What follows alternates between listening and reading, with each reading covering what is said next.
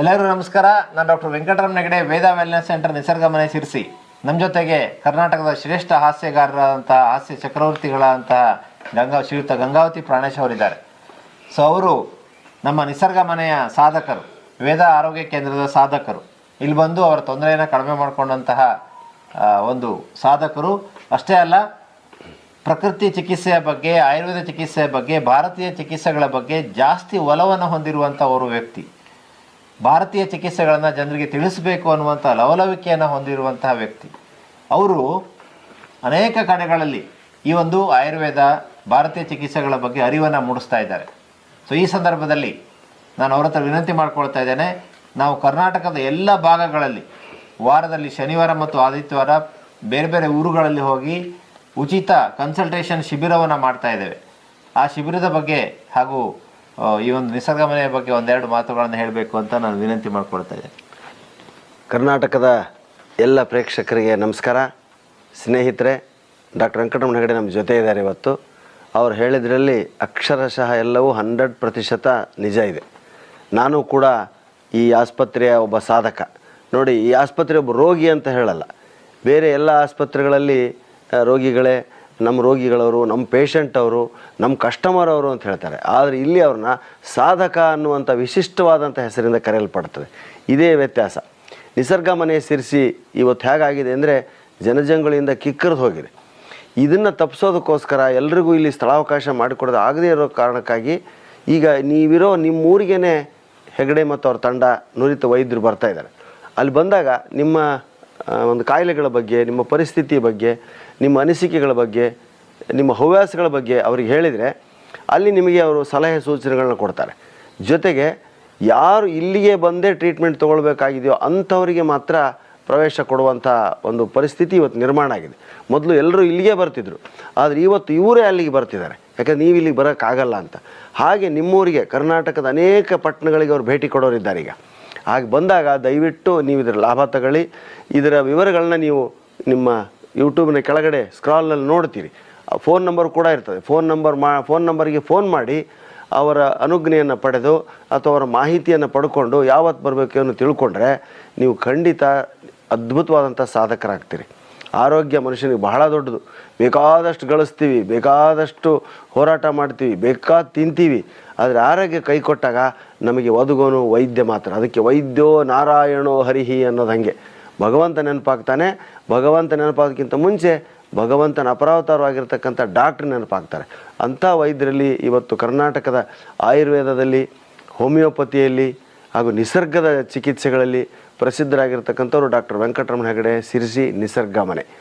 ಇವರು ಸಲಹೆ ಸೂಚನೆಗಳನ್ನಲ್ಲದೆ ಇವತ್ತು ಕರ್ನಾಟಕದ ಅನೇಕ ಪತ್ರಿಕೆಗಳು, ವಿಶೇಷವಾಗಿ ವಿಜಯವಾಣಿ ಪತ್ರಿಕೆಯಲ್ಲಿ ಧನ್ವಂತರಿ ಅಂಕಣಕಾರರು, ವೇದ ವೆಲ್ನೆಸ್ ಸೆಂಟರ್ ನಿಸರ್ಗ ಮನೆ ಮುಖ್ಯಸ್ಥರು, ವಿಜಯವಾಣಿಯಲ್ಲಿ 400ಕ್ಕೂ ಹೆಚ್ಚು ಮಾಹಿತಿಗಳನ್ನ ಇವರು ರೋಗದ ಬಗ್ಗೆ ಕೊಟ್ಟಿದ್ದಾರೆ, ಲೇಖನಗಳು ಬರೆದಿದ್ದಾರೆ. ಆ ಲೇಖನದ ಪುಸ್ತಕಗಳು ಕೂಡ ಇದೆ. ಆ ಪುಸ್ತಕಗಳನ್ನು ನೀವು ಫಾಲೋ ಮಾಡಿದರೂ ಕೂಡ ನಿಮ್ಮ ಅನೇಕ ಸಮಸ್ಯೆಗಳಿಗೆ ಪರಿಹಾರ ಸಿಗ್ತದೆ.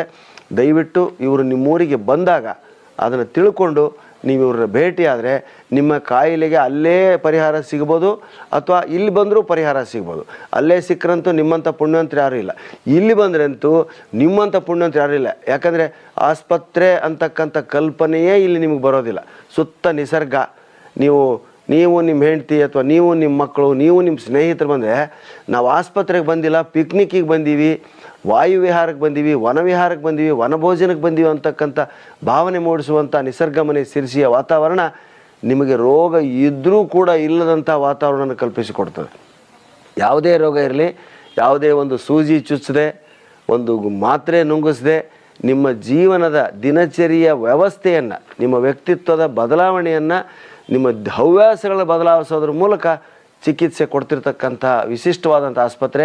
ಇಲ್ಲಿಗೆ ನಾನು, ನನ್ನ ಸಹಕಲಾವಿದರಾಗಿರ್ತಕ್ಕಂಥ ಬಸವರಾಜ್ ಮಹಾಮನಿಯವರು, ನರಸಿಂಹ ಜೋಶಿಯವರು, ಮಹಾದೇವ್ ಸತ್ತಿಗೇರಿಯವರು, ರವಿ ಭಜಂತ್ರಿಯವರು, ಅನೇಕ ಜನ ನಾವಿಲ್ಲಿಗೆ ನಮ್ಮ ಬಿಡುವಿನ ವೇಳೆಯಲ್ಲಿ ಬರ್ತೀವಿ.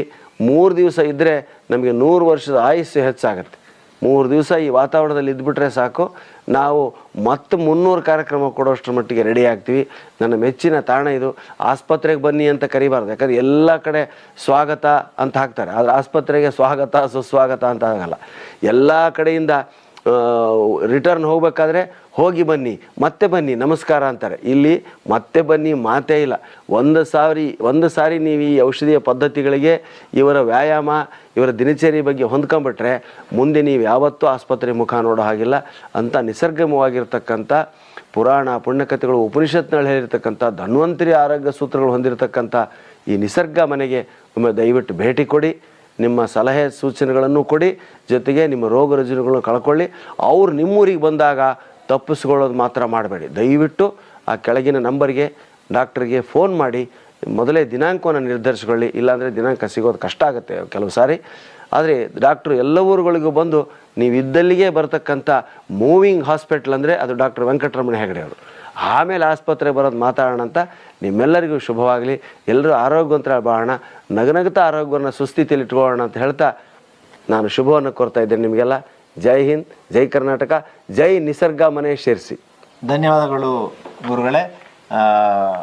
ಕನ್ಸಲ್ಟೇಷನ್ ಫ್ರೀ ಆಗಿರುತ್ತೆ, ನಿಮಗೆ ಸಂಪೂರ್ಣ ಫ್ರೀ ಆಗಿರುತ್ತೆ.